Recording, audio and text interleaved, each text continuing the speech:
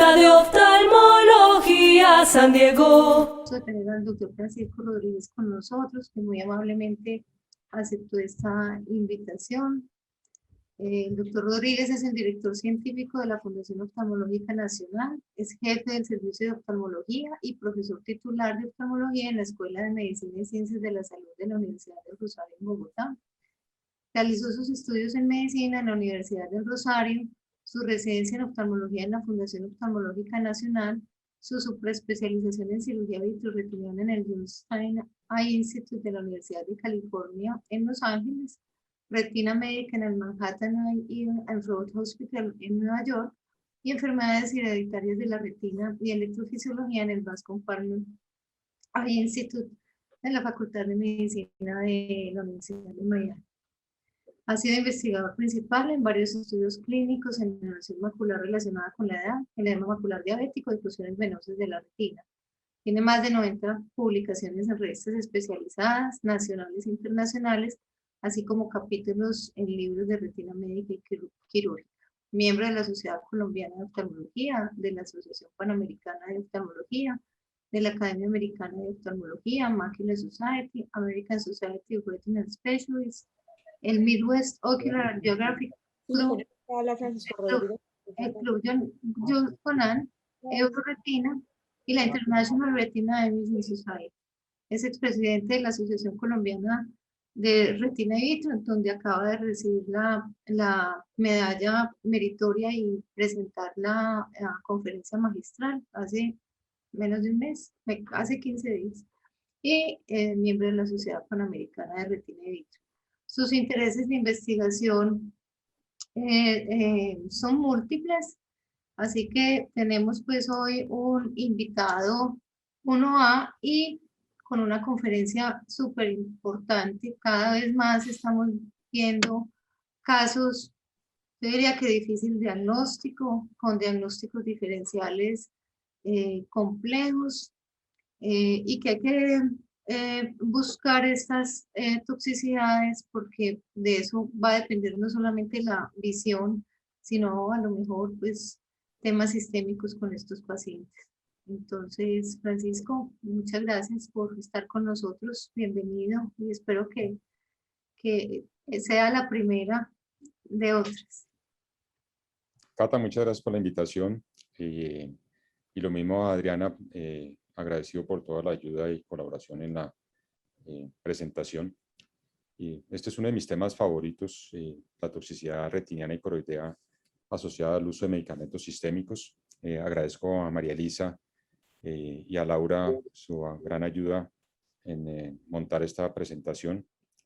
Y también debo agradecer a personas que con el tiempo me han cedido sus casos, entre ellos Bill Miller, Larry Januzzi, David Saraf, Lite, el Midwest Ocular and Geography Club, que es un club de angiografías al que pertenezco y donde cada año presentamos casos, cada uno de los participantes, y hay siempre casos de toxicidad retiniana que se discuten y aprendemos porque pues, son muchas veces la primera vez que se presentan esos casos y de ahí se empiezan a aparecer los nuevos, a identificar nuevas toxicidades retinianas y coroideas. Y también al staff de retina con los cuales compartimos casos y los discutimos también ampliamente y algunos de ellos también estarán presentes acá. Esta es una clasificación arbitraria sobre la toxicidad retiniana y es básicamente relacionada con alteraciones con el epitelio pigmentario de la retina, oclusiones o daños vasculares por estas medicaciones, el edema macular cistoide, que es algo frecuente en todas estas medicaciones, los depósitos cristalinos que ya se han desaparecido muchos de ellos, porque pues, son imágenes muy bonitas y desafortunadamente ya no las vemos tanto. La presencia de pliegues retinianos, uveitis, que las tocaremos de lado, y las misceláneas, que son de otro tipo de toxicidades. Entrando en detalle de lo que son las alteraciones del epitelio pigmentario de la retina, la más conocida de todas pues, son la toxicidad ocasionada por la cloroquina y la hidroxicloroquina. Y la razón es porque cada vez vemos más de estas toxicidades por estos medicamentos por el tiempo que duran en tratamiento estas personas y por las dosis que utilizan. Y yo por ejemplo, pienso que también debe haber alguna predisposición para que estas personas, veremos algunos de sus trabajos donde hablan de la predisposición que puede haber para presentar la toxicidad para estos medicamentos. Esto es un ejemplo de una mujer de 63 años que fue remitida por esta toxicidad por cloroquina. Había tenido esclerodermia y por eso le habían dado tratamiento con la cloroquina, pero no lleva mucho tiempo de tratamiento. 5 años usó la cloroquina y la había suspendido 6 años antes de que de que fuera remitida. Como observan, pues presenta lo que se llama una maculopatía indiana, lo que llaman los gringos el bullseye, ese mal traducido de ojo de buey, porque lo que en realidad es tiro al blanco, entonces sería como maculopatía indiana, como lo hemos traducido nosotros. Y observen que como característica especial que tenía la hipopigmentación circular alrededor de la fobia era solo la mitad. Y esto lo confirmamos con los hallazgos en la autofluorescencia, donde se ve esta hipoautofluorescencia rodeando el área foveal. Abajo ven los hallazgos que se observan en el OCT, donde se observa el área de atrofia de la retina externa, dejando un espacio central que les permite todavía tener visión a estos pacientes con esta toxicidad. Nosotros les realizamos a los pacientes que están tomando cloroquina o hidroxicloroquina la microperimetría. Tenemos el MP3 de NAIRE con el cual evaluamos los pacientes y básicamente con esto lo que miramos es la sensibilidad de la retina en un programa que tenemos nosotros de 12 grados centrales que hemos diseñado para este motivo y los colores verdes indican que la sensibilidad está muy buena o muy alta y los colores rojos o amarillos que la sensibilidad está muy mala. Observen en ella que corresponde exacto a la disminución de la sensibilidad al área donde estaba la hipoautofluorescencia o disminución de la captación de la fluorescencia en la mitad inferior en ambos ojos, tanto en el ojo derecho como en el ojo izquierdo. La cloroquina pues, es un agente antimalárico que ha sido usado en el manejo del lupus eritematoso sistémico, artritis reumatoidea y enfermedades dermatológicas, y la toxicidad ha estado relacionada con la dosis y esta toxicidad es acumulativa, y esta dosis acumulativa. La dosis tóxica se ha calculado de acuerdo a los estudios que ha hecho Michael Marmot, quienes junto con Bill Miller son las personas que más han trabajado en este tema y han publicado sobre siendo asesores de la Academia Americana de Oftalmología en las publicaciones que se realizan sobre este tipo. Ellos han mencionado que la dosis tóxica puede ser cuando es mayor de 3 miligramos por kilogramo de peso día o más de 250 miligramos al día, o cuando la dosis acumulativa es mayor a entre 100 y 300 gramos. El mecanismo de toxicidad todavía no es bien comprendido, pero lo que afecta es inicialmente la capa de células ganglionares. Esta cloroquina, igual que la hidroxicloroquina que veremos más adelante, se une a la melanina y se concentra en el epitelio pigmentario de la retina, donde produce una alteración en la función de los lisosomas del epitelio pigmentario. Los síntomas son variables en esta toxicidad. Generalmente es disminución de la agudeza visual, que es progresiva. También pueden quejarse del escotoma paracentral y contracción del campo visual periférico cuando es muy avanzada la toxicidad. También pueden referir fotofobia, nictalopia y también han referido fotopsias. Algunos de estos pacientes pueden ser asintomáticos muchos años e iniciar tardíamente los síntomas. Estos son imágenes tomadas del artículo que tienen Bill Miller y Ralph Mitra en el libro de Ryan, donde se observan los estadios que pueden tener los pacientes que están ingiriendo cloroquina y presentan toxicidad. Lo que han descrito característicamente, como ven a la izquierda, son estas lesiones pequeñas que parecen druses chiquiticos, puntiformes, que se acumulan en la zona donde más adelante van a estar presentes las áreas de atrofia, como se observa en la mitad, o lo que llamamos maculopatía indiana, que básicamente corresponden a un adelgazamiento del epitelio pigmentario foveal. Ya en este estadio no es reversible la toxicidad.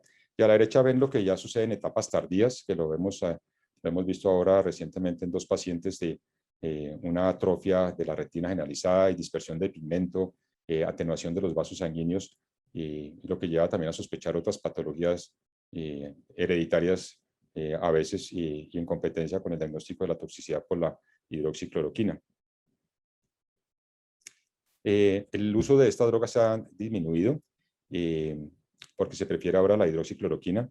e idealmente, pues todos estos pacientes que vayan a iniciar cloroquina o hidroxicloroquina deben tener una valoración oftalmológica previa y hacer un seguimiento de acuerdo al tipo de paciente que encontremos. A mí me gusta hacerle los exámenes previos a la ingesta. Yo utilizo la tomografía de coherencia óptica, les hago autofluorescencia, aunque ha decaído ahora el uso de la autofluorescencia, y les hago la microperimetría o el campo visual 10-12 central. El electroretinograma no lo uso mucho, y lo que han sugerido es utilizar el electroretinograma multifocal, pero pues raramente lo usamos. Y el tratamiento en caso de que sospechen la toxicidad es suspender la cloroquina, y desafortunadamente esta toxicidad pues puede continuar, ya que la droga persiste en el ojo, en el epitelio pigmentario de la retina, y puede hacer que la retinopatía progrese. La hidroxicloroquina, pues el otro medicamento que se está usando más en este momento. Este es el caso de una mujer de 72 años que había sido remitida por presentar una disminución de la agudeza visual en su ojo derecho de 2 años de evolución, y lo había notado recientemente en el ojo izquierdo desde hacía 6 meses. Estaba utilizando la hidroxicloroquina por la artritis reumatoidea desde hacía 10 años.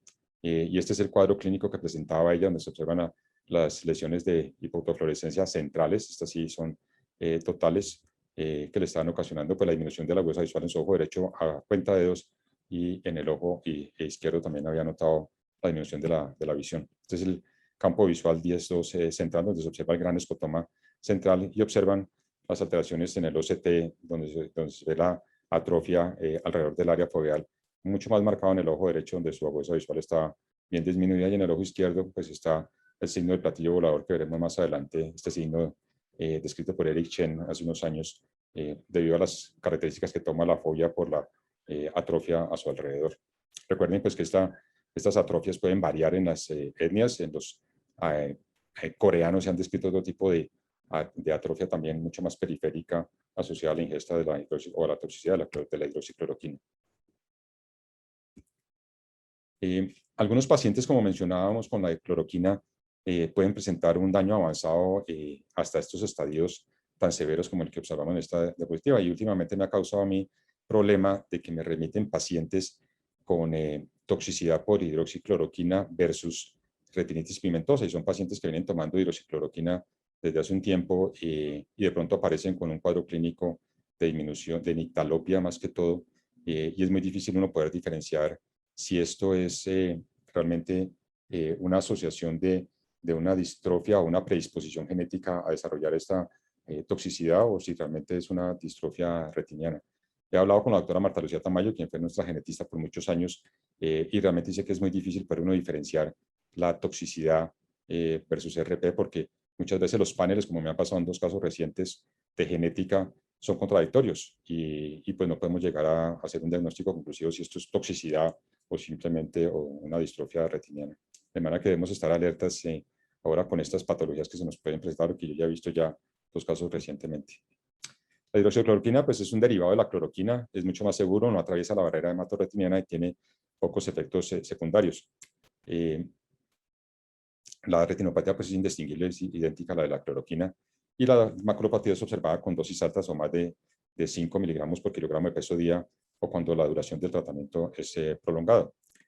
El mecanismo de toxicidad es un efecto agudo en el metabolismo de los fotorreceptores, ya que la melanina en el epitelio pigmentario se une a esta hidroxicloroquina, se concentra en la gente y por lo tanto se prolonga el efecto tóxico, como habíamos mencionado. En esto algo tiene que ver el metabolismo de la luz o de los conos, y no lo entendemos todavía. Y todavía no podemos explicar por qué este patrón de toxicidad en Diana, ni los diferentes patrones de acuerdo a la raza, que como les mencionaba, en los coreanos puede ser mucho más periférico, como se observa en la imagen de la derecha. El riesgo de toxicidad se ha calculado que puede aumentar después de los 5 años de uso. Es raro que suceda en los primeros 5 años, por eso recomiendan que los pacientes sean valorados antes del inicio y luego a los 5 años. Yo prefiero seguirlos más de cerca a los pacientes, y pues no tarda uno mucho en chequearlos y ver que no haya las alteraciones con las que puede uno sospechar la toxicidad, como son las pequeñas lesiones microdrusas, como yo las llamo, asociadas alrededor del área foveal a esta toxicidad. esta toxicidad puede aumentar a las posibilidades a un 20% en 20 años. Y la enfermedad puede progresar después de la interrupción del medicamento, como vemos por la permanencia del medicamento dentro del ojo. Los factores de riesgo para la toxicidad pues, han sido descritos y evaluados en los trabajos que ha hecho Michael Marmor y también Meles del mismo grupo de ellos que han publicado en Ophthalmology y en JAMA, donde por estudios de regresión logística han determinado estas características como son el uso de otros medicamentos como el tamoxifen, el que tengan patología renal o hepática, mujeres son más predispuestas y también los dosis altas. Parece haber una predisposición genética con la presencia del gen ABCA4, pero pues con Marta Lucía no hemos encontrado así mucha evidencia realmente para estar solicitando este panel para estos pacientes y a ver si van a tener la toxicidad o no, o la pueden desarrollar. Como mencionaba también para la cloroquina, el tamizaje lo hacemos con un examen oftalmológico completo al inicio para descartar cualquier condición persistente. Pacientes que tengan algún tipo de maculopatía o alguna lesión en la mácula, prefiero que no tomen hidroxicloroquina. Y luego, pues, de los 5 años sugieren hacer tratamiento o revisiones anuales. Yo las hago cada año o cada 2 años. Los exámenes básicos, nuevamente, son imágenes multimodales. Sugieren el campo 10-2, nosotros hacemos la microperimetría y hacemos el OCT. La autofluorescencia pues ha decaído, pero a mí me gusta hacerla. Y algunos sugieren hacer electroretinogramas multifocales. Yo no he visto todavía que uno pueda interpretar bien estos exámenes de electroretinogramas multifocales y no me siento confiado en los exámenes que se hacen en nuestro país con estos equipos. No he entendido todavía bien esta tecnología, prefiero no hacerlo. Los cambios en el OCT que suceden con la hidroxicloroquina, como les mencionaba, pues son el adelgazamiento perifoveal de la capa de células ganglionares y la capa plexiforme interna. Ustedes observen acá en estas imágenes de los artículos de Marmor, donde se hace la comparación de los cambios iniciales en que no hay toxicidad, luego con la presencia ya del adelgazamiento perifoveal de la capa de células ganglionares y la capa plexiforme interna, y cómo ya se empiezan a observar cambios en el campo visual. Luego sigue la pérdida de unión de los segmentos internos y segmentos externos perifoveales, lo que aumenta también las alteraciones en el campo visual 10-2 central. Y el signo del platillo volador, que es lo que describió Eric Shen hace unos años, y es básicamente por la característica que toma la fobia en ese momento debido a la atrofia que hay alrededor de ella y de esa apariencia del platillo volador, que pues siempre la sospechamos pues la buscamos en estos pacientes que estén ingiriendo la cloroquina y la hidroxicloroquina. Como mencionaba, el electroretinograma multifocal pues es el recomendable para realizar, pero pues nosotros no lo hacemos por lo que mencionaba de no me fío de ellos y además la reproducibilidad es bien difícil. La microperimetría pues sí la usamos bastante en estos pacientes. Los exámenes no recomendados en la hidroxicloroquina son la rejilla de Amtler. Hace muchos años se considera el Amtler con rojo que se podía hacer para detectar la enfermedad. La angiografía tampoco pues, tiene utilidad ya que hace uno la autofluorescencia ni las pruebas de visión de color. El electroretinograma de campo completo o el electrocardiograma tampoco tienen validez en estos pacientes porque tiene que estar muy afectada la retina para que puedan dar alguna alteración el electroretinograma. Esta es una mujer de 70 años que había notado una disminución de la visión periférica en ambos ojos y se encontraba utilizando hidroxicloroquina. Estos son uno de los casos que han presentado en MOAC y donde se observa la alteración severa en la autofluorescencia que ya comprometía casi el área foveal, se ha extendido ya muchísimo y pues consultó tardíamente con esta toxicidad desafortunadamente. Este es el electroretinograma de esta paciente multifocal donde se observa la gran atenuación del mismo y solamente persistiendo la isla central. En la mitad observan lo que es la microperimetría, pues que está muy reducida en esta paciente y observan las alteraciones en el OCT, donde se observa el signo del platillo volador por la gran ya atenuación que hay de las capas externas de la retina por la avanzada de la toxicidad. Debemos resaltar algo que ha estado en boga últimamente y es que muchas personas utilizaron cloroquina o hidroxicloroquina para el tratamiento del COVID. Ya se mostró pues, que no tenía ninguna validez la utilización de esta medicación, pero sé que muchas personas la tomaron e ingirieron. Y pues viene al caso mencionar de que el uso corto y con dosis altas pues también puede ser tóxico y esto se observó en este reporte que hicieron en la revista de Asia Pacific Journal of Ophthalmology, donde hubo toxicidad mucho más rápida cuando se empleó este tratamiento en pacientes con cáncer, en dosis altas y por tiempo corto. De manera que pues, hay que tener cuidado con las personas que toman este tratamiento, de vigilarlas y hacer un examen clínico para detectar de que no hayan tenido o no hayan desarrollado toxicidad. De manera que cuidado con esas personas que tomaron. Otras medicaciones conocidas que pueden producir alteraciones en el epitelio pigmentario, pues son aquellas drogas antipsicóticas que son clásicas en su descripción, y pues quería mostrarles algunas de las que hemos visto en las presentaciones que hacen en MOAC. Esta es una mujer de 54 años que la llevaron a que la viera el oftalmólogo porque no podía ver a su alrededor y se estaba tropezando con las cosas. Y estaba utilizando había utilizado tiroidesina por 18 años y luego se la habían cambiado por clorpromacina. Ambas son tóxicas para la retina, de manera que tenía doble toxicidad por estas medicaciones que le habían dado para el manejo de su esquizofrenia. Y observen la gran atenuación que hay del epitelio pigmentario en la retina, y hay una dispersión de pigmento generalizada, la atenuación vascular y el daño ya severo que había ocasionado la toxicidad por estos dos medicamentos que está utilizando. Y esta es la angiografía fluorescénica, donde se observa que no hay epitelio pigmentario de la retina.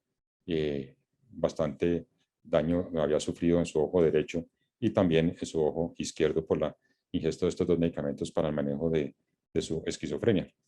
La teorilacina o el Meleril pues es un fármaco antipsicótico típico, se ha utilizado en esquizofrenia y en psicosis. Lo retiraron en el 2005 porque causaba arritmias cardíacas graves, además de la toxicidad ocular, ¿no? Y la toxicidad ocular se describió por primera vez en el 80 y se ha demostrado en tratamientos tanto a corto como a largo plazo, pero pues ya no la vemos pero vale la pena pues mostrar esta toxicidad de estos medicamentos. Los hallazgos iniciales de cuando se veía esta toxicidad eran de la aglutinación de pigmento en el polo posterior, luego la retinopatía en sal y pimienta, y progresaban a una placa por aglutinación de pigmento como vimos en la paciente anterior. Finalmente pues terminan perdiendo todo el epitelio pigmentario de la retina y viendo uno solo la corocapilares y puede simular una retinitis pigmentosa. Esto es lo que se observa observar en estos pacientes. Como mencionábamos, la aglutinación de pigmento en el polo posterior, seguido de la retinopatía en sal y pimienta, y finalmente la pérdida del epitelio pigmentario y el patrón lumular, como se observa en esta autofluorescencia en una paciente que tuvo esta ingesta de medicamento y desarrolló la toxicidad. La dosis segura de esta tiroidesina era hasta 800 miligramos día. La dosis diaria máxima más crítica que la dosis acumulativa total. La toxicidad puede progresar después de haber suspendido el medicamento, lo que pasa con todas estas medicaciones que afectan el epitelio pigmentario. Y el mecanismo se consideraba que era por un daño de los segmentos externos de los bastones con depósito de la lipofuscina en el epitelio pigmentario de la retina. Además, pues inhibe la fosforilación oxidativa de los fotorreceptores, alterando la síntesis de redoxina, y también tenía efectos sobre la dopamina en los receptores de retina. Clínicamente lo que se veían eran las alteraciones del epitelio pigmentario y la atrofia coriocapilar. El electroretinograma y el electroculograma son generalmente normales al comienzo. El campo visual puede mostrar los escotomas aislados dependiendo de las áreas de atrofia que tuvieran estos pacientes. La otra droga que ya vimos parte ahorita con esta toxicidad de esta paciente es la clorpromacina. Esta es una imagen que me facilitó Bill Miller de una mujer afroamericana con esquizofrenia que había estado tomando antipsicóticos sistémicos en los últimos 30 años y observan los cambios pigmentarios maculares inespecíficos con una fibrosis subretiniana temporal en ambos ojos. Hicieron todas las evaluaciones posibles y se descartaron entrando a sospechar la toxicidad por la clorpromacina, y esta es la única que tenemos de toxicidad por clorpromacina con estas alteraciones subretinianas, como se observa también en el OCT en la parte inferior derecha. Esta clorpromacina pues, es otro antipsicótico típico. Se utilizó en tratamiento de la psicosis y la esquizofrenia, y su uso ha disminuido porque llegaron los antipsicóticos atípicos. La dosis tóxica puede ser entre 1000 y 2000 gramos y puede aparecer tempranamente esta toxicidad en estos pacientes. Además de la toxicidad que puede producir en la retina, también se han descrito toxicidad en el cristalino. Puede producir una catarata polar anterior en forma de estrella y también puede producir una pigmentación corneal a nivel del estoma profundo y el endotelio, sobre todo en el área interpalpebral. La retinopatía pigmentaria se caracteriza porque hay un agrupamiento de pigmento en el epitelio pigmentario de la retina, granularidad retiniana y atrofia del epitelio pigmentario de la retina. La patogénesis pues, está relacionada con también fototoxicidad o interacción con la luz solar, lo que ocasiona desnaturalización de las proteínas y depósito de pigmento. La protección para estos pacientes pues, es protección contra la luz ultravioleta y también suspender el tratamiento. Otra de las que producen alteraciones en el epitelio pigmentario es medicamentos que usamos para el tratamiento del SIDA, y este es el caso de la didanosina. Es una mujer de 55 años que presentaba una disminución de la agudeza visual en su ojo izquierdo. Era VIH positiva y había sido tratada inicialmente con Videx, con el DDI. Y estos son los hallazgos que se observan en este caso en particular, donde ven las imágenes redondas periféricas en la periferia media, algunas de ellas confluentes en ambos ojos. La autofluorescencia pues es mucho mejor, es una imagen muy bella de cómo son estas lesiones en la periferia y cómo se respeta el área macular. Y observen abajo cómo se pueden observar estas imágenes con el OCT, donde se observa la atrofia del epitelio pigmentario de la retina. Más adelante hablaremos otra vez de esta droga porque pues, hemos tenido también toxicidad, nos hemos visto toxicidad por estos medicamentos relacionados con para el tratamiento del VIH. Y esto es cómo progresó esta paciente con el tiempo con la toxicidad, y estas son las imágenes de angiografía fluorescénica, donde nuevamente se observa el respeto por el área central y sí la alteración periférica. Otros tratamientos, otras de las medicaciones que se utilizan para el VIH pueden producir toxicidad más central que periférica. La DDI se caracteriza más por ser periférica. Es un inhibidor de la nucleócido, del nucleócido de la transcriptasa inversa. Hace parte de la terapia antirretroviral altamente activa, como es conocido el HART. Informes iniciales de toxicidad en niños con VIH que reciben terapias en dosis altas, y los cambios están asociados, hay cambios asociados también en el electroretinograma y en el electrooculograma. Esta es una imagen mucho más clara de las lesiones como se observan en la periferia, donde hay dispersión pigmentaria en media periferia, hipertrofia y atrofia del epitelio pigmentario de la retina. Como les mencionaba, hay un respeto macular y la toxicidad parece estabilizarse después de que se suspende el medicamento, en que no hay progresión de la misma. También puede producir neuropatía óptica y oftalmoplegia externa progresiva crónica. Hay una similitud fenotípica en apariencia, pero no distribución entre la toxicidad por DDI y las enfermedades mitocondriales hereditarias. Por eso hay que tener en cuenta nuevamente los patrones hereditarios y conocerlos bien debido a estas características, porque el DDI es tóxico para las mitocondrias y probablemente esa sea la causa de que sea esta apariencia que tengan como si fueran enfermedades mitocondriales hereditarias. Estos son los diagnósticos diferenciales de las enfermedades mitocondriales. Unas son las enfermedades de la herencia materna de diabetes y sordera, que afecta más la parte central macular. El MELAS, que es la encefalopatología mitocondrial, produce más atrofia periférica, aunque puede llegar a comprometer la mácula. Y el Kearns-Sayre síndrome también produce más alteración más periférica que central. Pero son los diagnósticos diferenciales de la toxicidad por didanosina, debido a que puede afectar las mitocondrias también. Una droga que está ahora en boga, pues la reciente descripción, hay un club de angiografías que se hace en la Academia Americana de Oftalmología también por invitación, que son los domingos a las 5 de la mañana. Presentamos casos también interesantes.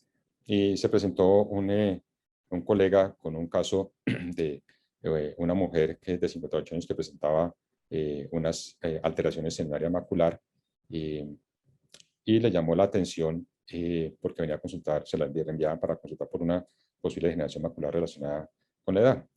Y lo que observó, pues no se asusten con esas imágenes que hay acá en este cono, pero la paciente también tenía drusas del nervio óptico, y pues esta es la apariencia que tiene.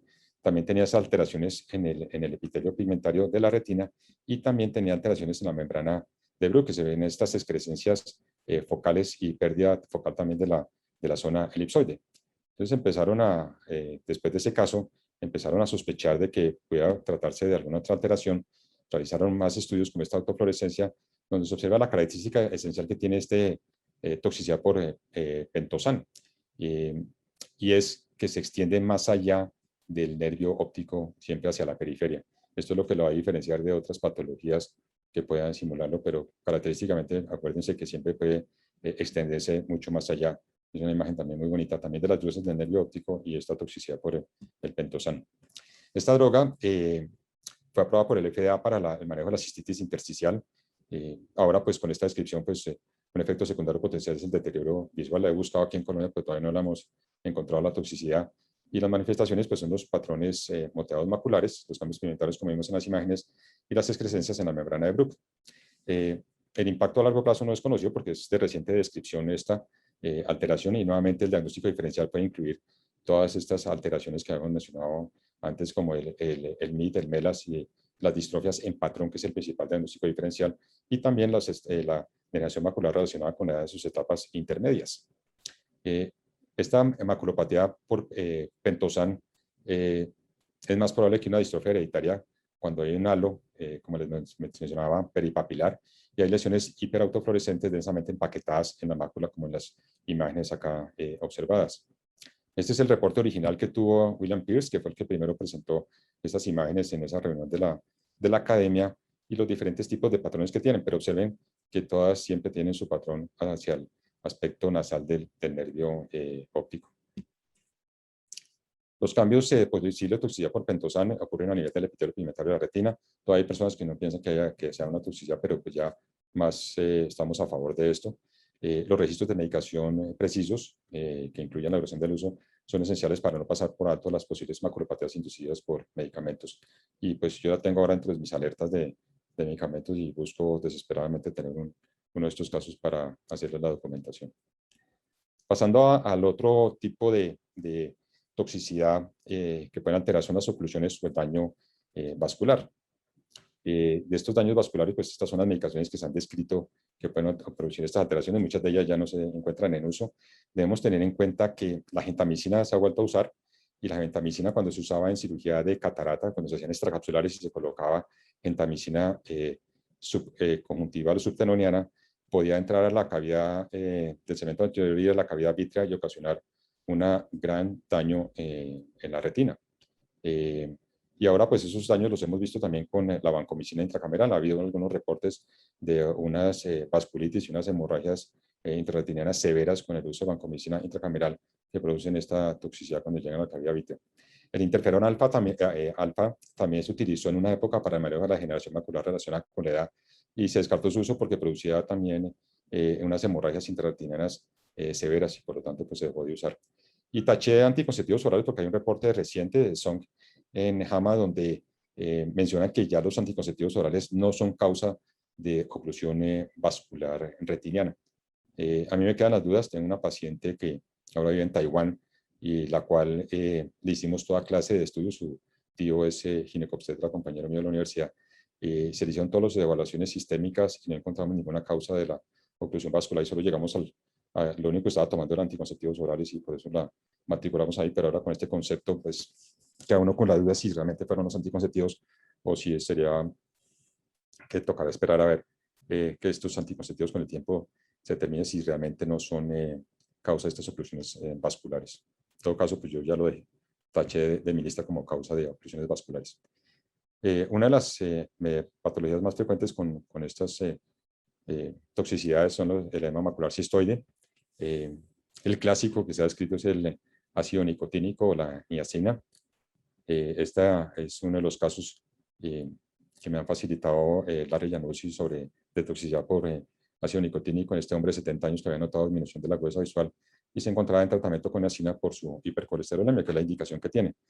Su agudeza visual era de 20-40, y observen que la hiperfluorescencia no se ve muy bien. Esto es algo que se ha descrito en la geografía fluorescénica, que los pacientes que tienen tanto RP como toxicidad por ácido nicotínico no se manifiesta mucho la hiperfluorescencia en los edemas maculares.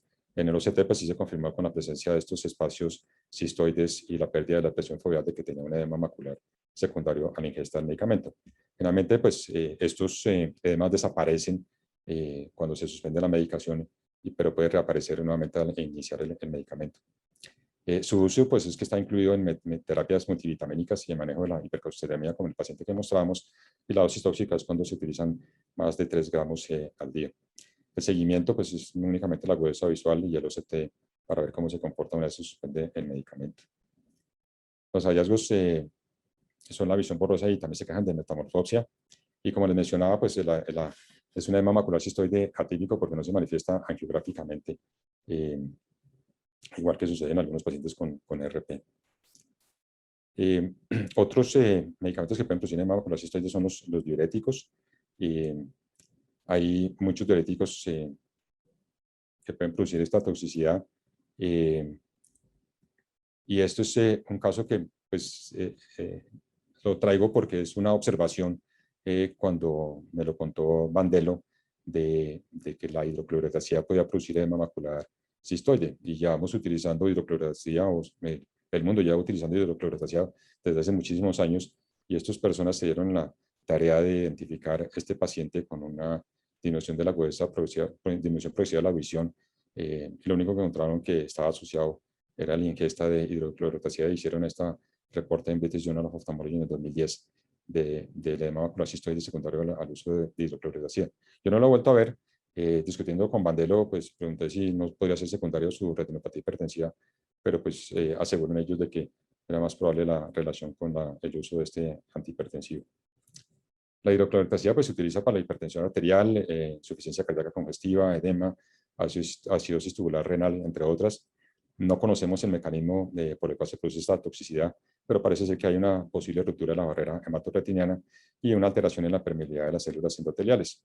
Los hallazgos, como vimos en las imágenes, son los espacios cistoideos y también puede producir pliegues retinianos, que se me olvidó mencionarlo en este paciente, que se observan perfectamente pliegues retinianos y coroideos también, como observan bien en la parte de abajo en el OCT. Los pacientes presentan mejoría cuando hay suspensión del medicamento. Otro medicamento que también produjo y produce edema macular cistoide es el efingolimod. Este es el único caso que hemos tenido nosotros, pues hicimos parte del estudio del fingolimod cuando entró a Colombia, en que se le hacía OCTs a los pacientes, porque un 3% de los pacientes que se encuentran en tratamiento con fingolimod para manejo de su esclerosis múltiple pueden desarrollar este edema macular cistoide. Y esta es una mujer de 53 años que había sido remitida por presentar edema macular en ambos ojos, y ahí se encontraba en el manejo de su esclerosis múltiple con fingolimod.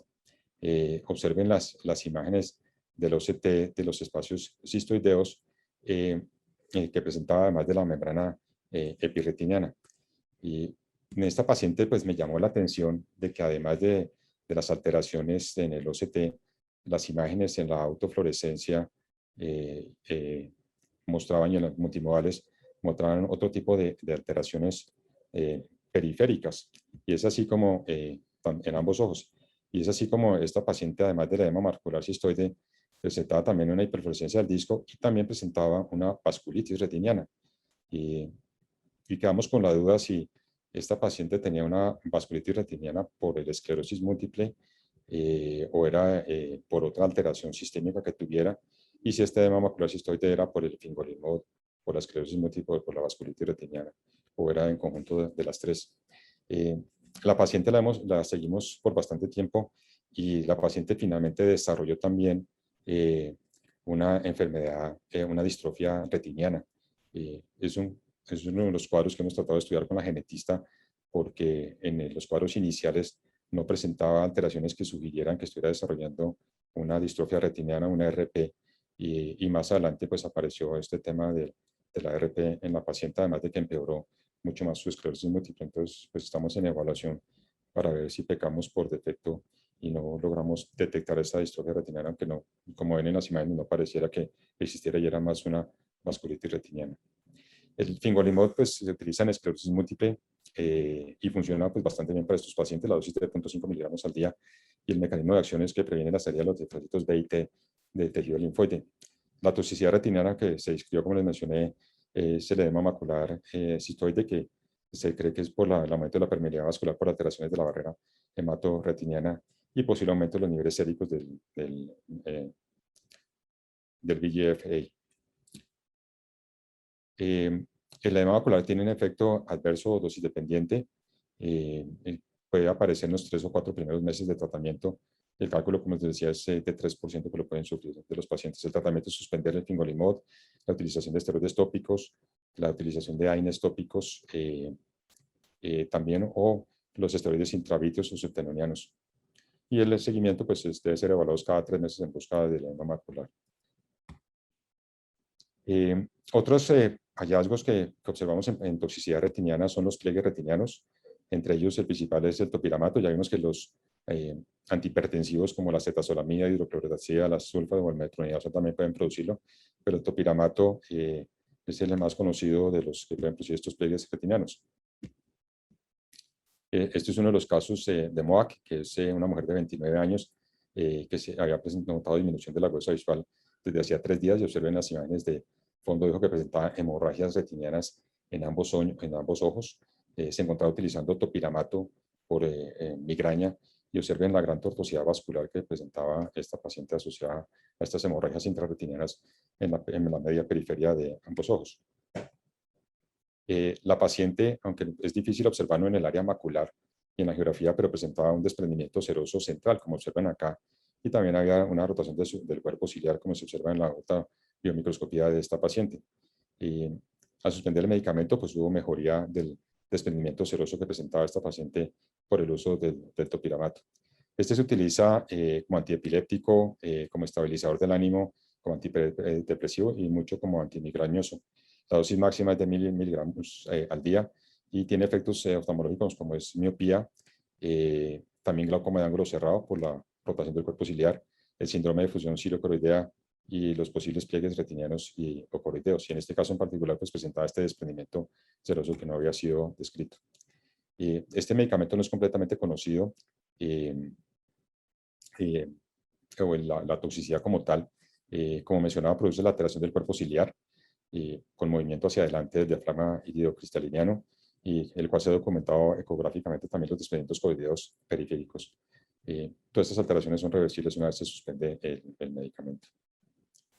Los depósitos cristalinianos, que eran de mis favoritos de buscar, están más relacionados con el uso del tamoxifeno, pero también han sido descritos con otros medicamentos como el metoxiflurano, la nitrofurantoína, la cantosantina y el talco, sobre todo en aquellos que utilizan drogas ilícitas. La cantosantina pues también se ha disminuido su toxicidad, porque esta era una medicación que usaban, o no medicación, sino era algo que usaban las canadienses para broncearse en el invierno, y como duran en el invierno tanto tiempo, pero usaban bastante y llegaban con estos depósitos cristalinos en retina. Con el uso de esta sustancia, pues disminuyó la frecuencia de aparición de esta toxicidad o la presencia de estos depósitos cristalinos en la retina. Este es uno de los casos de David Sarraf que me prestó para mostrar un paciente con toxicidad por tamoxifeno, o la presencia de estos cristales por tamoxifeno. Como tenía un edema macular también asociado bastante importante, pues utilizó bevacizumab para su manejo en varias dosis, y logrando mantener la gruesa visual en su ojo derecho en 20/20 y en el ojo izquierdo en 20/40. Estas son las imágenes pre y post tratamiento con antiangiogénico. Y esta es la angiografía pre y post, donde se observa la disminución del edema macular con los antiangiogénicos, y acá cómo se observa la resolución del edema macular observado o desarrollado en estos pacientes con el tamoxifeno.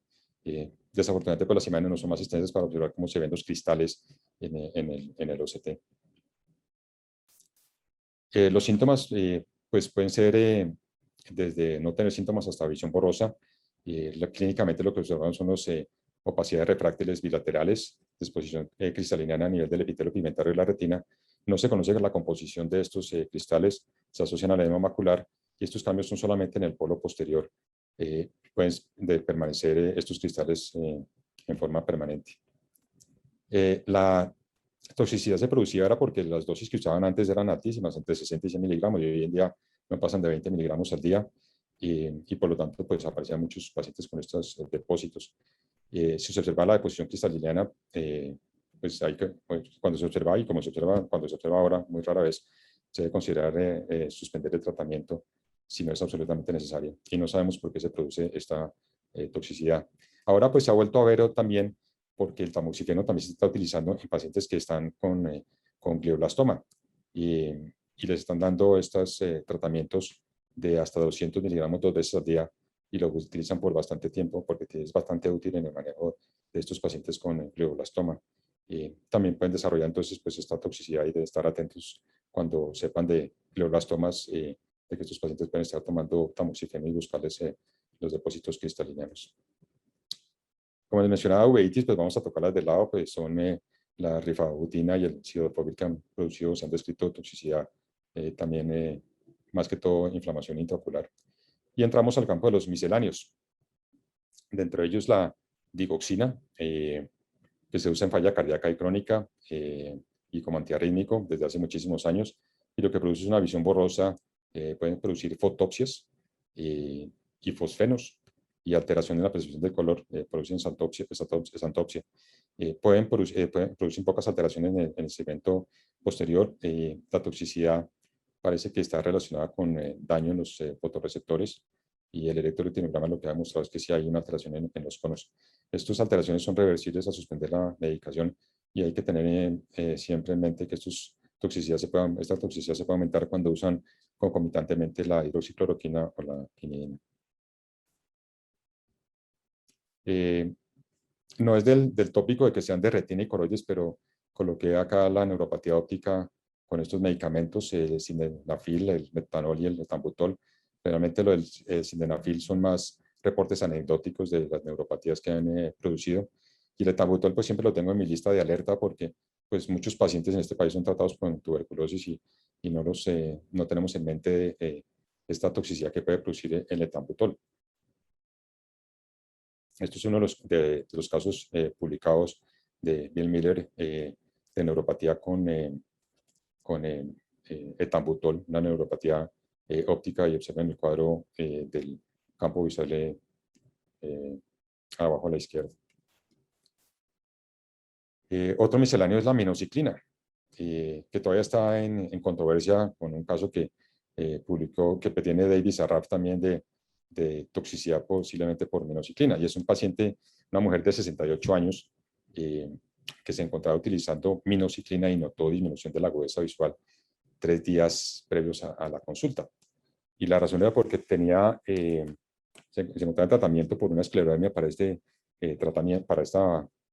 con minoxiclina para esta patología. Observen la foto a color arriba, donde se observa el aspecto de una distrofia viteliforme, que es cómo se llamaría esto, y cómo se corrobora con la imagen de autofluorescencia abajo. El otro izquierdo no presentaba patología, y pues eso fue lo que hizo que todo el mundo discutiera en esta reunión con David de que no fuera posible esta toxicidad. Sin embargo, él se defendió de que sí podía ser una toxicidad por minoxiclina. Esta es la geografía fluoresceínica, y observen abajo el OCT, que también es característico de un depósito viteliforme en el ojo derecho. El ojo izquierdo no presentaba alteración excepto una membrana epirretiniana.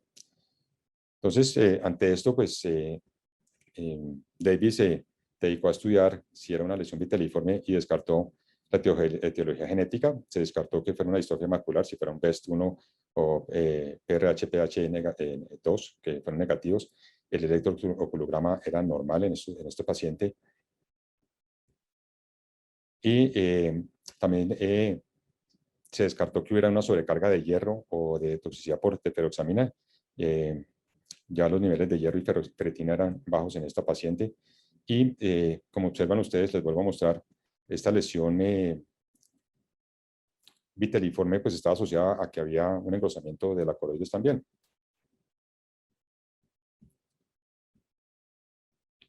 Y a esto viene también que esta paciente también tenía una coloración azulosa en la piel, en la esclera y en otras partes, y es lo que se ha llamado el Blue Man Syndrome. David trató de complicar la cosa como para distraernos, pero y este Blue Man Syndrome también puede ser producido, dentro de las causas puede ser producido por la minoxiclina. Este grupo, esta es una tetraciclina que pues usamos con frecuencia, y su uso es el acné y la rosácea, como lo tenía esta paciente, y lo máximo dosis es de 400 miligramos al día. Y produce estas alteraciones pigmentarias en la piel y también en la esclera, como se ve acá en las imágenes de abajo, y en el fondo de ojo produce también alteraciones pigmentarias. Este es el reporte que hizo Young en Oslin en el 2016 de estas alteraciones pigmentarias relacionadas con el uso de la minoxiclina, y que David atribuye también que puede producir esta distrofia viteliforme, estas alteraciones viteliformes en la retina. De manera que está en duda todavía si hay o no y lo usaremos con el tiempo de pacientes que utilicen dosis muy altas de minoxidilina por mucho tiempo que puedan producir esta toxicidad. Pero es para que vean la discusión que hacemos a veces en los eventos de toxicidades que pueden hacer sospechar ciertos medicamentos. Los antirretrovirales, ya vimos algo del DDI inicialmente, que afectaban el epitelio pigmentario de la retina, y esta es la historia de una paciente que tuvimos nosotros, un hombre de 69 años con Anne Charlotte, que había sido remitido por presentar un edema macular cistoide en su ojo derecho y vitreitis. Era HIV positivo y se encontraba en tratamiento con Caletra, que tiene liponavir y ritonavir, y con Vivir, que tiene sidobudina y lamidobina. Tenía 20-40 en su ojo derecho y 20-30 en su ojo izquierdo. Esta es una ampliación de las imágenes que tenía una membrana epitelioide en su ojo derecho, donde también tenía este edema macular o espacios cistoideos en ese ojo. Y observen el campo visual, que ya había una reducción concéntrica del mismo, y las alteraciones pigmentarias en la periferia en 360 grados. En su ojo derecho y también en su ojo izquierdo, similares hallazgos, lo que llevó a que sospecháramos de que estábamos o bien ante una posible alteración por sífilis que tuvo este paciente, que se le descartó, o que fuera toxicidad del medicamento, o que también fuera alguna enfermedad heredodegenerativa, por lo que se le hizo el electroretinograma. Estos antirretrovirales, el Caletra y el Convivir, pues el Caletra, el lopinavir y el ritonavir son inhibidores de la proteasa, producen más una toxicidad, como les mencioné antes, más macular que periférica de la retina, mientras que el Convivir, la sidobudina y la lamidobina son inhibidores de la transcriptasa inversa análogos de nucleósidos y producen una toxicidad similar al DDI, que es más periférica, como vimos con esas imágenes de la periferia con alteraciones, lesiones hipofluorescentes redondas en la hipofluorescentes en la periferia de la retina. La toxicidad también se asemeja a enfermedades mitocondriales y por lo tanto pues hay que tener ese diagnóstico diferencial. Otros agentes quimioterapéuticos que pueden producir alteraciones, del pasado, pues quedamos lo presentamos también en reuniones y estuvieron de acuerdo en que podía ser toxicidad por sidobudina y lamidobina, porque es muy similar a la de DDI, pero esta no se ha descrito todavía esta toxicidad y estamos en vías de publicar este caso como uno de los primeros con esta toxicidad por estos dos medicamentos. Los otros agentes quimioterapéuticos que mencionaban pues, son el MEC, que ha sido estudiado bastante. Son muchos agentes, pero relativamente pocas complicaciones oculares. La radiotoxicidad retinal se observa con mayor frecuencia cuando se combina con radioterapia y es difícil verificar de todos estos medicamentos quimioterapéuticos que la complicación sea una única manifestación del medicamento. Algunos de los acá mencionados, de ahora está en boga también que el checkpoint también puede producir toxicidad retiniana, además del MEC y el ALK. Veamos algo del MEC, que es muy bonita, perdón que me exprese así, pero la toxicidad es muy interesante como se produce.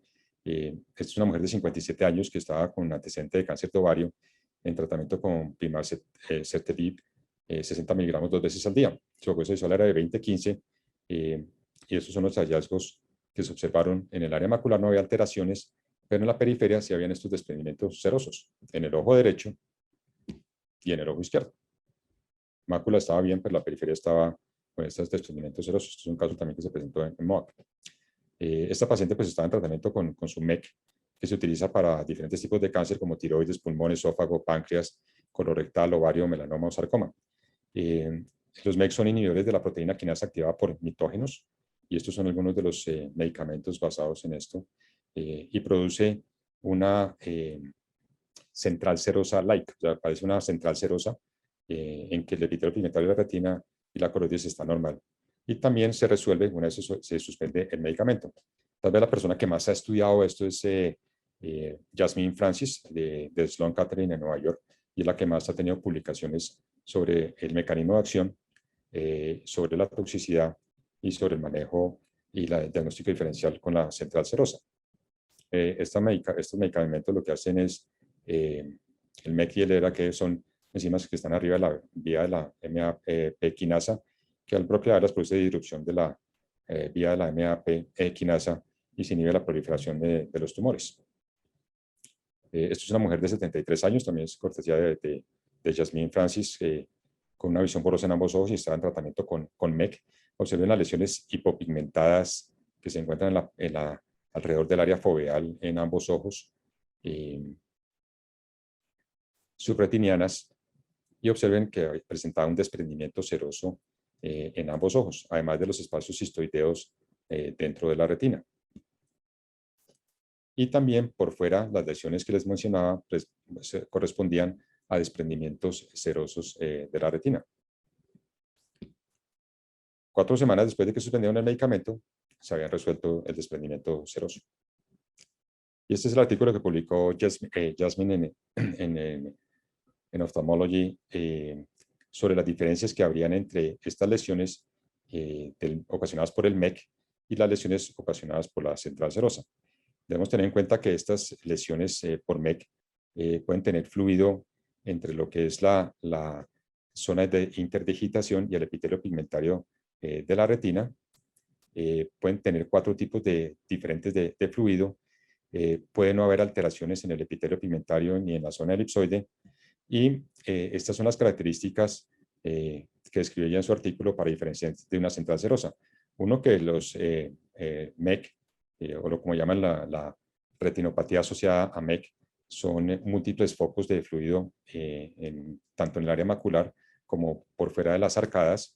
Este fluido no tiene dependencia gravitacional y el 84% de los ojos con foco subfoveal o tiene otros focos también conglomerados alrededor de las arcadas. La central serosa pues es diferente, la conocemos todos, que es un foco central, también puede ser multifocal, pero es muy raro, y el fluido sí tiene dependencia gravitacional, como dicen los mexicanos, tiene la chorrera que se extiende inferiormente.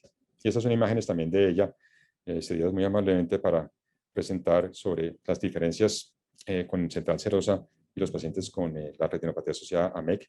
Uno es el grosor coroideo normal en el MEC, y en la central serosa que hay aumento del grosor coroideo. El MEC no tiene desprendimiento del epitelio pigmentario, mientras que la central serosa sí tiene desprendimiento del epitelio pigmentario. El MEC tiene elongación de la zona de interdigitación, mientras que la central serosa tiene la zona de elipsoide y elipsoide de interdigitación, tiene shaggy, que se ven los depósitos en estas capas.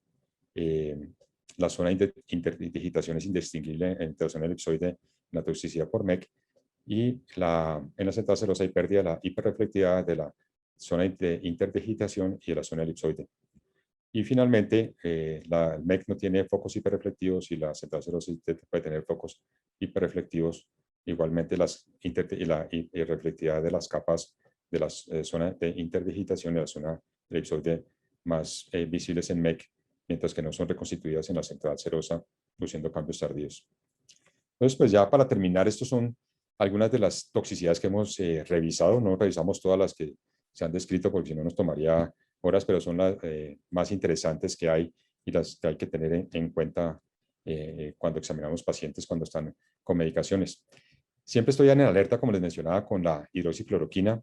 Ahora pues con el pentosan, el etambutol siempre lo tengo en mente por la toxicidad de nervio óptico, y el topiramato también porque se usa frecuentemente en migraña y puede producir las alteraciones que vimos de desprendimientos serosos o pliegues retinianos.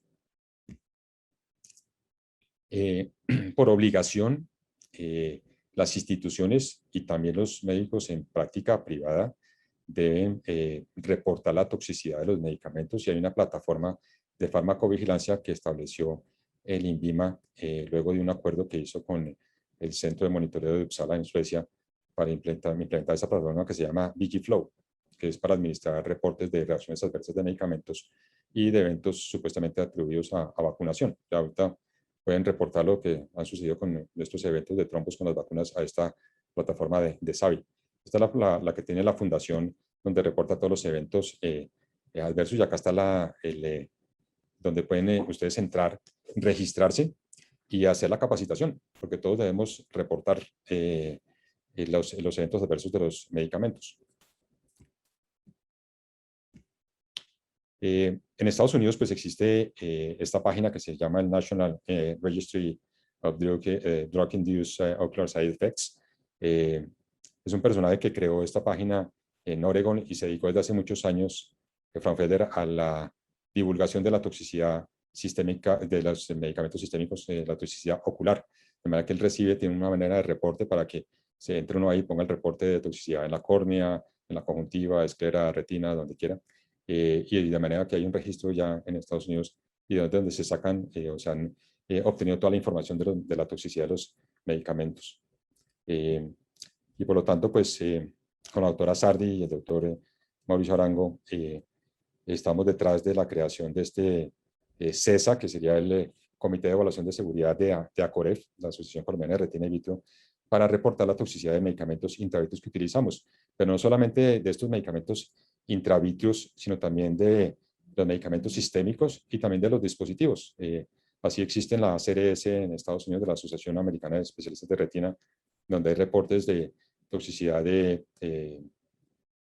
otros medicamentos, de otras sustancias que se utilizan para patologías retinianas. Se describió lo de la toxicidad de la indocianina verde, del azultripano, subretiniano, o alteraciones que pueden tener los dispositivos cuando se hacen procedimientos quirúrgicos o cuando se hacen imágenes diagnósticas, etc.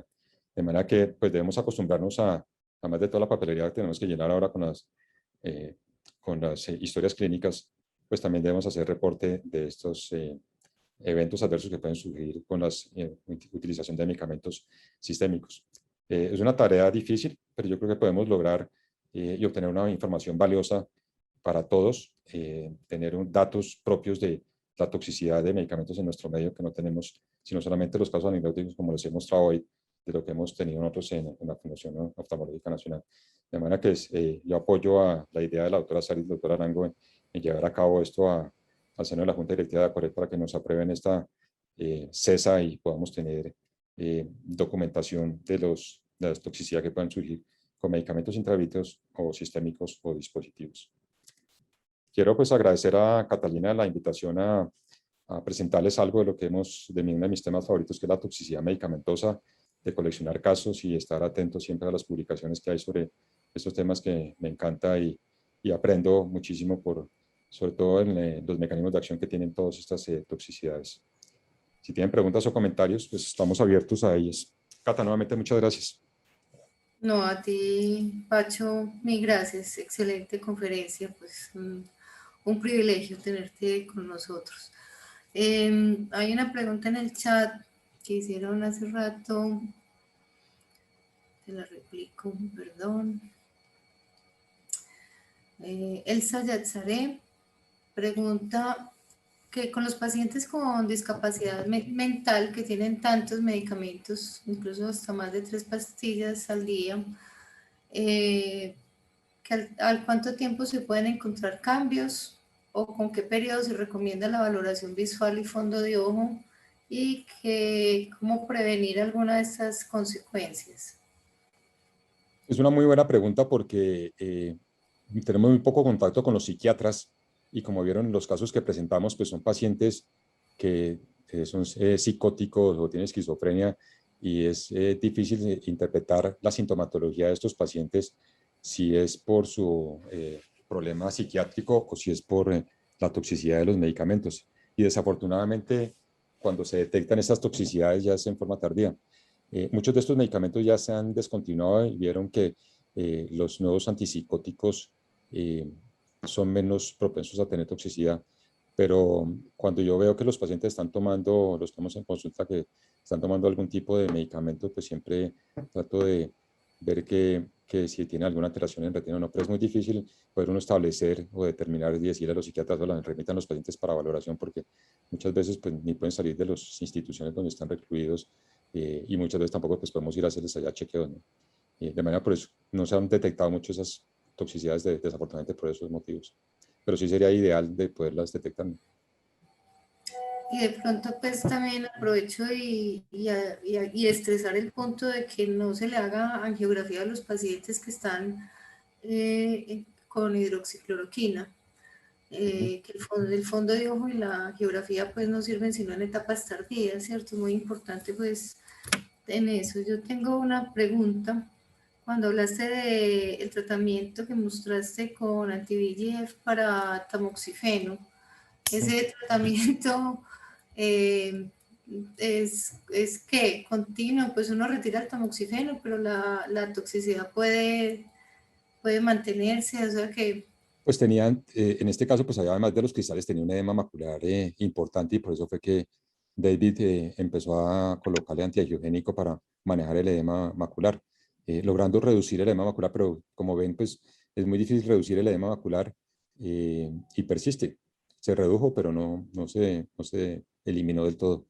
Y fue un manejo que hizo de 4 o 5 dosis en cada ojo para reducir el edema. No sé el seguimiento del caso después, qué habrá pasado. Ok. Jaime Suárez pregunta que aparte de no superar las dosis tóxicas, pues o que se hayan identificado como tóxicas, otra forma de disminuir el riesgo de toxicidad. Pues asumo que es el tamizaje, pero De la cloroquina y hidroxicloroquina, mujeres bajitas y morenas, siempre les pongo en alerta. Dos, siempre estaba ahí pendiente para, en el caso de detectar, de sospecharla. Dos, como les dije, nunca permito en pacientes que estén con alguna patología macular que utilicen estas medicaciones. Y tres, si tienen patología hepática o renal, tampoco es conveniente que utilicen esa medicación por el riesgo de toxicidad. Estos serían los puntos claves para hidroxicloroquina. bueno. Yo quiero hacer una pregunta con lo del reporte. Si como el medicamento no lo está colocando uno, ¿cierto? Por ejemplo, pues un tamoxifeno. ¿Quién hace el reporte? ¿Uno que detecta el posible efecto secundario o el médico tratante? En No, uno, de estos sistémicos, siempre u- uno. uno, uno, sí. Sí nos toca hacer el reporte. Desafortunadamente, pues sí nos toca hacer el reporte. Eh, lo que hemos diseñado el reporte para Coref es un reporte más pequeño y más corto y no tan extenso como el que exige el INVIMA con este tipo de reporte de la plataforma de farmacovigilancia que piden ellos o que tienen ellos. Pero pues sí lo van a exigir y van a estar molestando con eso, ¿no? Uno tiene que registrarse, Cata, que ya en esta plataforma para estar reportando estos eventos adversos de los medicamentos. Perfecto. ¿Sí? El doctor Mauricio Arango. Mauro, si quieres abrir tu micrófono, haz la pregunta. ¿Lo quieres abrir? Sí, está bien. Realmente la pregunta va dirigida al no uso de cloroquina o hidroxicloroquina en pacientes con algún tipo de alteración macular. Si es porque tienen predisposición a desarrollar mayor toxicidad o por la dificultad en el seguimiento, el diagnóstico, de realizar el diagnóstico Eh, de posible toxicidad. es una buena pregunta y es por el segundo punto, Mauro. Después de uno hacer el diagnóstico de si hay toxicidad ya por el medicamento o no, por la presencia ya de la patología. Es más que todo por eso. Bueno, Caterín González, ¿quiere preguntar o hago su pregunta? ¿Quieres abrir el micrófono? Bueno, pregunta que si los pacientes que utilizan la hidroxicloroquina para el manejo y tratamiento para la artritis, pues le queda la duda como que sí o sí ya tienen daño macular. No, no es que a todos les dé toxicidad por la hidroxicloroquina, si ningún entiendo la pregunta. No todos hacen toxicidad.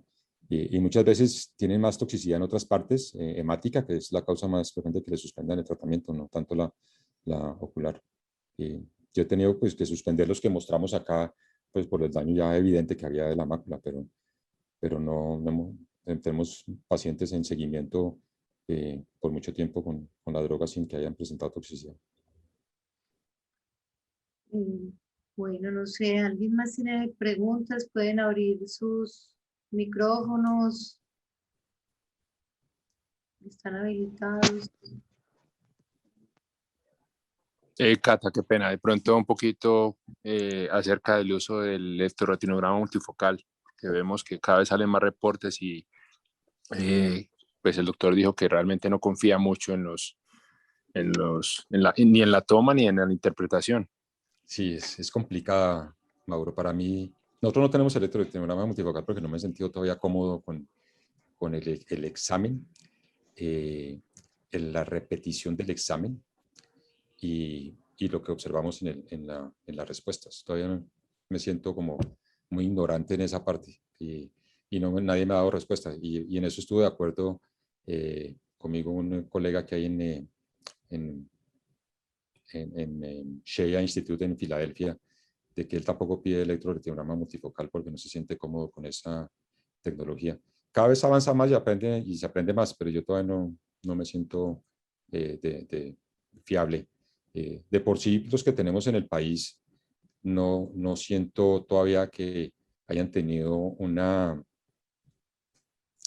no actualización, sino se llama, que hayan hecho estudios de población para ver los resultados en nuestro medio de estos, Como una estandarización. una estandarización de estos equipos. O sea, llegaron y los instalaron y listo, pero estandarización de estos equipos en poblaciones de 10 a 20 años, 30, 40, mayores de 60, etcétera, no hay. Sino llegó y ya colóquenos y utilícenos. Entonces, por eso no confío mucho en ellos. Puede que esté errado. No, uno ve siempre que cuando solicita uno y le pide un control al año es completamente distinto. Entonces yo creería también que no parece haber mucha confiabilidad en ese examen. Doctor, y cuando le llegan o le envían un paciente para una evaluación previa y usted le ve el fondo de ojo completamente normal, ¿qué exámenes le pide? Yo lo hago O sea, CT. apenas está empezando a tomar medicamento. Yo le hago los CT y les hago autofluorescencia. Aunque como les dije, ya está cayendo en desuso la autofluorescencia. Pues les hago el OCT, que yo creo que es el examen básico más el examen de fondo de ojo que les hagan uno de estos pacientes. Básicamente. Pacho, perdón, pero cayendo en desuso, ¿para qué? Para la toxicidad. Pero ¿por qué si se ve tan bien? No sé, es lo que he leído últimamente, que no tiene mucho uso ahora. Más prefieren la microperimetría, por eso estamos nosotros haciendo más microperimetría, y más el OCT son como pero lo más... detectan más rápido, pues, porque es Sí, igual más con la temprano, fluorescencia, más temprano. tiene que haber daño en el PR, ya. Uh-huh. Bueno, es por temprano. Bueno, yo no sé, pero ¿alguien más? ¿Alguna otra pregunta? Pues te felicitan muchos y te agradecen. Gracias. Buenas noches. Con respecto al electroretinograma multifocal, realmente pues yo siento que nosotros hemos, por lo menos de mi parte, yo tengo una experiencia diferente con el apoyo de Marta Muñoz, la neurooftalmóloga de la clínica, que ella nos apoya en la interpretación y año tras año, pues a mí me parece que sí se correlacionan los hallazgos y los cambios, los podemos detectar de una manera temprana, siempre y cuando pues Marta nos apoya. Yo siento mucha tranquilidad con este. De acuerdo, ya por experiencia propia de cada persona, pues siente confianza. Es ya mi concepto de que yo no confío en ellos, en los equipos todavía. Y pues realmente el futuro sería que estos equipos estuvieran bien estandarizados, porque pues debido a que son multifocales, pues puede uno detectar ya ciertas áreas afectadas. Es la idea de ese equipo.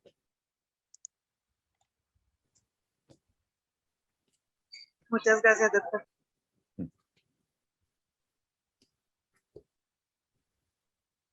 ¿Alguien más quiere hacer algún comentario o alguna pregunta? Sí, buenas noches, ¿cómo están? Hola, Marta. Buenas noches. Yo le explico al doctor. No, Te presento. Marta es la neurooftalmóloga y trabaja no, lo que nosotros hacemos. Me metí en líos, No, nada malo, sino lo que nosotros tratamos de hacer es siempre pedirle al paciente que guarde el examen, que se siga con los mismos protocolos y pues con la agudeza visual mejor corregida, con una buena lubricación y que se logre pues hacer el examen lo más confiable posible y comparar el base con los siguientes para poder ver una diferenciación. Y si vemos que hay mucha variabilidad entre exámenes, lo repetimos para poder tener una ayuda. En realidad el electroretinograma en este caso es una ayuda. Lo importante es tener una base para poder hacer el seguimiento y poder tener un cambio adecuado, pero sí estamos de acuerdo que si no se tienen en cuenta todos los parámetros y todas las cosas que afectan el electroretinograma, pues entonces no vamos a tener una confiabilidad del mismo. Entonces sí es muy importante tener siempre las mismas condiciones del examen y estar seguros de que se está haciendo bien. Y yo tenía una pregunta para los inhibidores de la MEK. Yo tengo algunos pacientes con gliomas del nervio óptico que están recibiendo trametinib. Entonces a mí me preocupa porque, por ejemplo, si yo tengo un glioma del nervio óptico y me hacen una toxicidad macular, pues para suspender el medicamento que le está sirviendo y que no tengo otra opción, porque se los usamos es cuando la terapia de primera opción no sirve. ¿Ustedes han tenido alguna experiencia que se les puede ofrecer a esos pacientes si no se puede suspender el medicamento para mejorar la toxicidad retiniana? No, pero podríamos preguntarle a Yasmín Francis, que es la que tiene experiencia en eso. Realmente no es frecuente la toxicidad por MEC tampoco. No es Sí, frecuente yo y además, no es que tenga muchos pacientes con eso tampoco, pero sí me quedó la duda. muchas veces la toxicidad no se detecta porque pues, si los desprendimientos serosos no comprometen la mácula o el área foveal, pues no pierden visión. Vieron que muchos de los ejemplos que tenía Francine, Yasmín eran periféricos, de manera que no se detectan, sino en la periferia ella pues ya se volvió experta en eso. Pero podríamos trasladarle la pregunta porque realmente no tengo respuesta para eso de qué hacer en caso de que toque suspender el medicamento. De todas Sí, maneras se resuelve. que no se pueda suspender, sí. De todas maneras se resuelve. La ventaja con esto es que se resuelve una vez se quita el medicamento. Pero sí puedo transmitirle la pregunta y se la respondo después con Catalina. Se lo agradecería, doctor. Muchas gracias. Sí, claro. Bueno, por aquí Excelente conferencia, doctor. Muy amable y muchas gracias. Señora. Cata, quiero preguntar algo. Claro, Mercedes, ¿cómo estás? Bien, pues. ¿Qué hubo, Pachito? ¿Cómo Hola, te va? Merceditas. Bien, ¿y tú? Maravillosa tu explicación y tu conferencia. Mira, yo quiero preguntarte algo con respecto a lo que más vemos, que es los pacientes con hidroxicloroquina. Lo que pasa es que no sé qué es lo que pasa, porque usualmente cuando detectamos que ya hay daño, ya es como irreversible. Sí, señora. O sea, y mira lo que mencionabas tú, que en algunas partes recomiendan es hacer el próximo examen a los 5 años. Entonces yo no veo muy clara esa cuestión para cogerla rápidamente, que sea reversible el problema y que no siga progresando, porque es que lo he visto varias veces, que la percibo es cuando ya está muy adelante, ya es como inatajable. De acuerdo. Y uno se da cuenta de que se vuelve como un testigo del progreso de la enfermedad cuando ya obviamente se le retira, pero eso sigue progresando. Entonces, no sé cuál es ese momento crítico, por qué son tan laxos porque en decir que no se hagan los exámenes más rápidamente, más frecuentemente. Quería preguntarte eso. Sí, el cálculo que han hecho es que menos del 2% de los pacientes hacen toxicidad en los primeros 5 años de ingesta del medicamento. Pero inclusive hay datos, hay un estudio que hicieron en el Kaiser permanente en Los Ángeles, de más de 10.000 pacientes que tomaron hidroxicloroquina y la toxicidad fue muy, muy baja. Yo lo que hago pues, es, tengo el mismo temor tuyo de que los pacientes vayan a desarrollar la toxicidad. Y como les decía, en las mujeres bajitas, gorditas y con morenongas, les presto más atención, las cito cada año y les hago los exámenes más frecuentemente, que son para mí las personas que más tienen riesgo para nuestro medio. Igualmente, pues si tienen patología renal o hepática, pues no dejo que les den la medicación. Y siempre los reumatólogos que me refieren los pacientes para esto, los mandan antes de empezar el tratamiento, y con lo cual yo les aconsejo si pueden usarlo o no usarlo de acuerdo a las características que te he dicho. Pero yo también soy partidario, como dices tú, de hacer el seguimiento cada año o cada 2 años por la preocupación de que puedan desarrollar esta toxicidad. No sigo la guía de esperar 5 años a ver si la desarrollan o no. Lo otro que pues, yo hago es siempre hago el cálculo de cuánto está la ingesta por kilo, y si se pasa de la dosis de riesgo, le mando una nota al reumatólogo siempre, solicitándole que pues si no la puede suspender, que la espacie para que la dosis semanal me cumpla esa dosis diaria, porque es muy importante saber que es acumulativo. Entonces hay pacientes que se cuadran, digamos, descansando el domingo, y eso les funciona a ellos y nos funciona, pues, y funciona a disminuir su toxicidad también. También se Sí. puede manejar así. Es muy importante que uno les haga porque ellos no saben cuál es la dosis. Entonces uno sí les tiene que, tiene uno que hacer el cálculo y decirles, ¿se pasó o no? Tranquilo, sí. Levantó la mano hace rato, que pena, María Alejandra Martínez. ¿Quieres, por favor, abrir tu micrófono? Y creo que Kevin había abierto el micrófono si quieres seguir después. María Alejandra. No, doctora, qué pena, fue por error. Ah, ok. El doctor Gustavo Vélez abrió el micrófono. Sí, cómo no. Buenas noches. Muchas Buenas noches. felicidades al doctor por su excelente exposición. Yo quiero hacer énfasis en una cosa, usted ya lo dijo todo.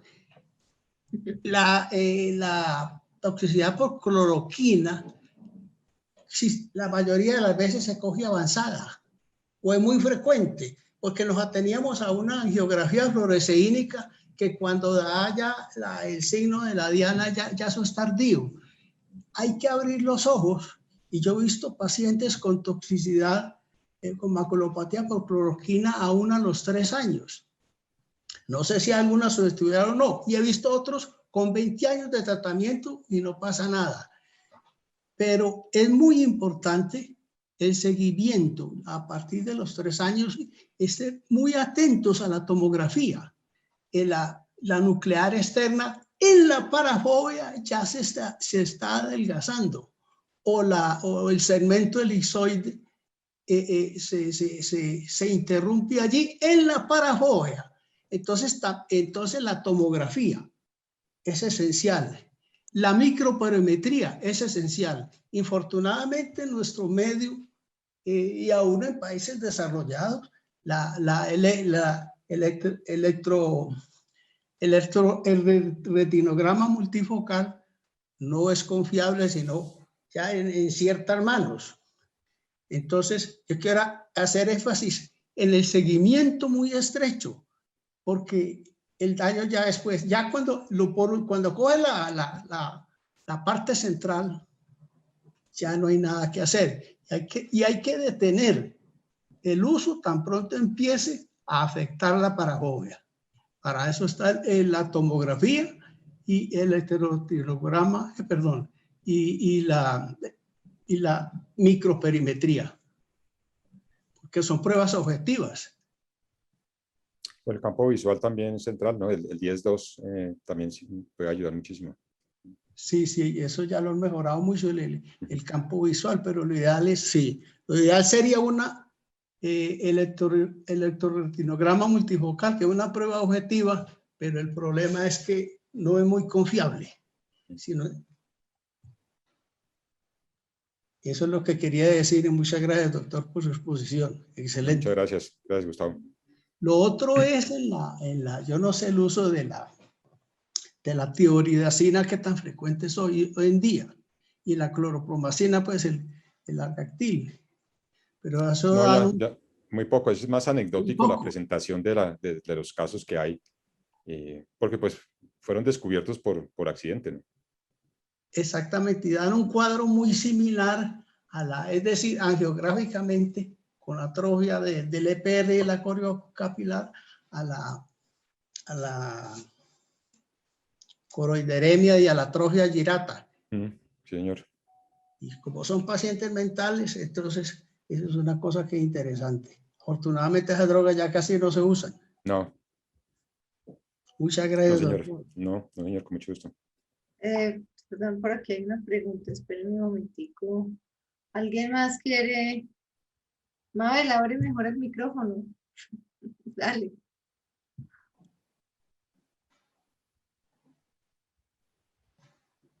Bueno, ¿alguna otra pregunta? ¿Comentarios? Que ya estamos abusando también del tiempo de Francisco. Pacho, mil gracias, muy honrado Con de gusto. tenerte, A ti, de muchas verdad, gracias. muy excelente conferencia. A ti, muchas gracias por la invitación, Katy. Bueno, muchas gracias a siga- todos y Que feliz siga todo bien allá en Medellín. Que y todo que salga se bien. sigan cuidando, por favor, Sí. sí. Allá también. Gracias, Katy. Muchísimas gracias. Chao. Gracias.